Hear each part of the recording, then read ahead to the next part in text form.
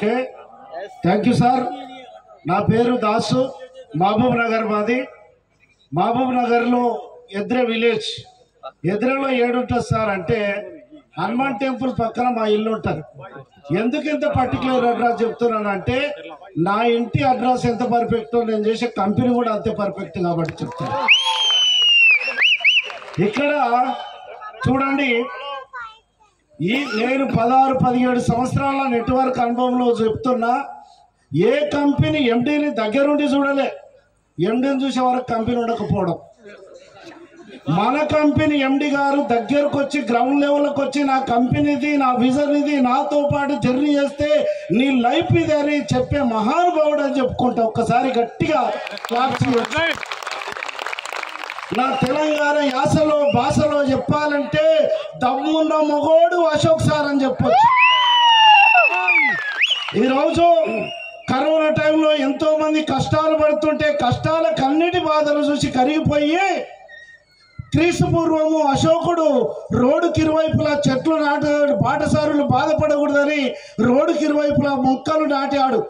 అదే అశోకుడు తిరిగి వచ్చి కరోనా టైంలో కష్టాలు పడుతుంటే కష్టాలకు అన్నిటి బాధలు చూసి కరిగిపోయి ADMS అనే ఎలక్ట్రిక్ వెహికల్ నెట్వర్క్లోకి తీసుకొచ్చిన దేవుడు అని చెప్పుకోవచ్చు అశోక్ సార్. ఒక్కసారి అదేవిధంగా ఎలాంటి వ్యక్తినైనా చిరునవ్వుతో పలకరించే మదర్ తెరెసా లాంటి మంచి మనసున్న మహాతల్లి నా దేవత షాయిన్ మేడం గారికి ఒకసారి గట్టిగా క్లాప్ చేయొచ్చండి. ఎనీ టైం నేనున్నా అనే ధైర్యం ఇస్తూ, ఎనీ టైం మీరు తెలంగాణ బిడ్డలు, తెలంగాణ వ్యక్తులు నా బ్రదర్స్ అని ఆప్యాయంగా పలకరించే గొప్ప మనసున్న మహారాజు భాష సార్ గారికి ఒకసారి గట్టిగా క్లాప్ చేయొచ్చండి. అదేవిధంగా నెట్వర్క్లోకి వస్తే ఓనవాలు నేర్పి నెట్వర్క్ చరిత్రలో కొన్ని వందల వేల కుటుంబాలకు ఉపాధి ఇచ్చిన దిలావర్ సార్ గారికి ఒకసారి గట్టిగా క్లాప్ చేయొచ్చండి.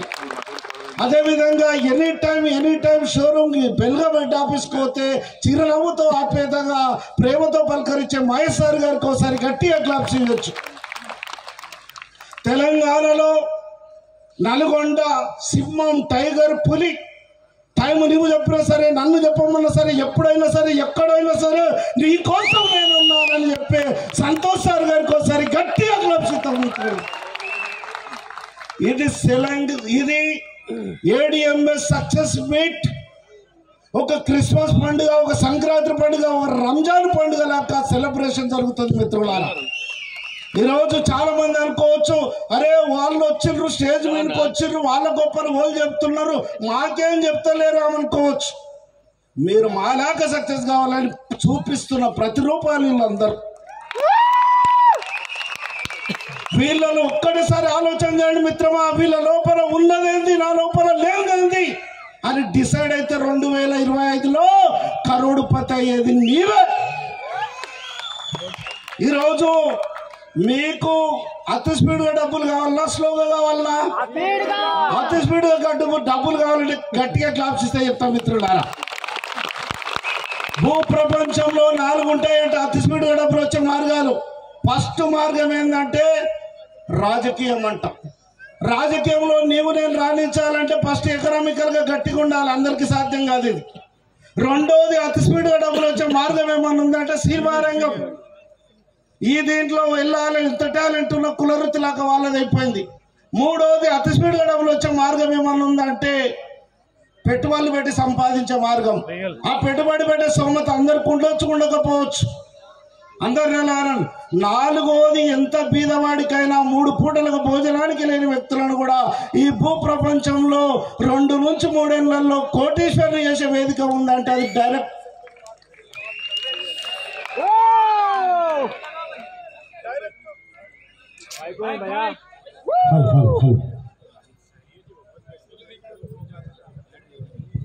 డైరెక్ట్ సెల్లింగ్ మార్కెటింగ్ మాత్రమే.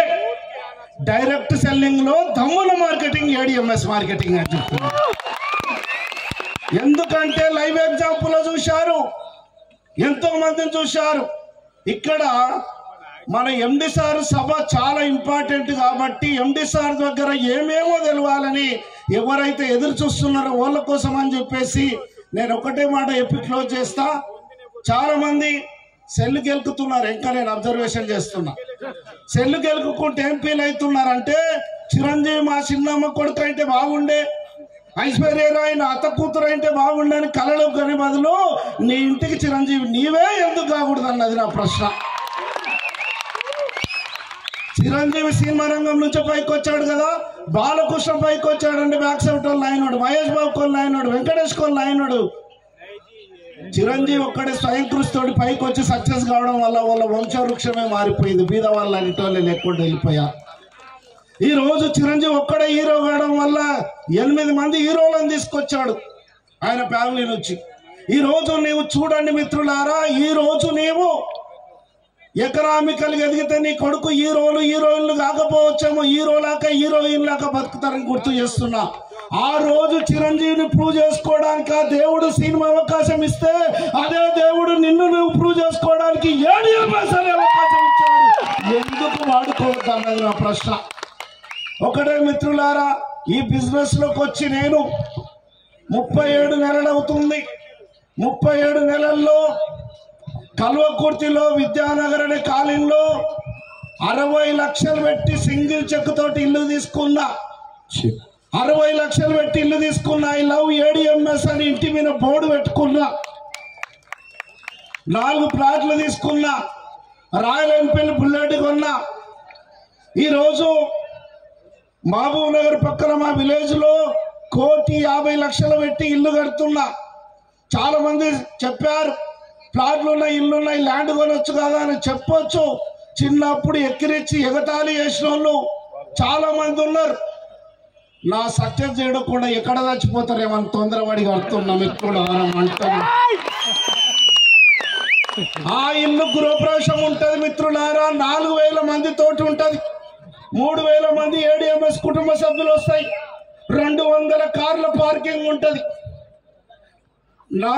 మే 15 తారీఖు గృహప్రవేశం ఉంటది. మే 15 తారీఖు ఎందుకు పెట్టారంటే ఆ రోజు నా మ్యారేజ్ డే. ఆ రోజే ఎందుకు పెట్టారంటే అప్పుడు నాకు ఇల్లు లేకపోతే ఇల్లు బాగలేదని అలిగిపోయారు మా అత్తగారు. కిక్ ఇవ్వాలి కదా, ఆ కిక్ కోసం ఆ రోజే చేస్తున్నాం మిత్రులారా. ADMS అంటే అనుమానం ఫస్ట్, తర్వాత అవమానం, సన్మానంతో స్వాగతం పలుకుతుంది. అదే ADMS గొప్పతనం. ADMS అంటే జోష్ అందం, జోష్ అంటే ADMS.